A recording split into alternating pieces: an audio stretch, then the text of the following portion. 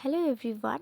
তো চলো ছোট্ট করে একটা মিনি ব্লগ তোমাদের সাথে শেয়ার করি। এখানে দেখে নিচ্ছে মন্দিরটা কি সুন্দর করে সাজিয়েছে আর চারিদিকটা খুব সুন্দর করে সাজিয়েছে। তো আজকে আমাদের পাড়ায় আছে হনুমানজির পূজা।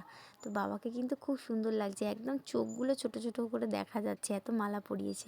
তো বাবার পুজো হওয়ার আগে এখানে চলে এসেছি শিব মন্দিরে পুজো করতে আর দুর্গা মন্দিরে পুজো করতে, কারণ এইখানে দুটো পুজো না করলে না ওই পুজোই বসাই যাবে না।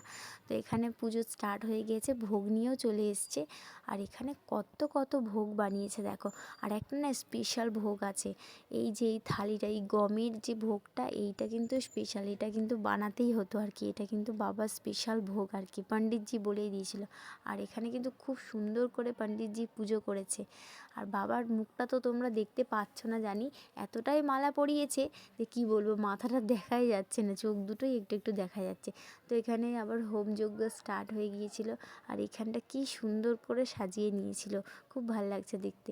তারপরে চলে এসেছি সন্ধেবেলা, ফাংশন স্টার্ট হয়ে গেছে। আর এখানে দেখতে পাচ্ছ বাবা কি নাচানাচি, হাত তুলে তুলে, আর আমি সেই দিকে দাঁড়িয়ে আছি।